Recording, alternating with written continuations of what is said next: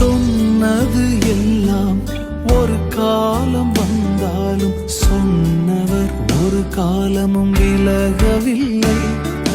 தாமதமாகி வருஷங்களானாலும் வார்த்தையின் சாராம்சம் குறையவில்லை.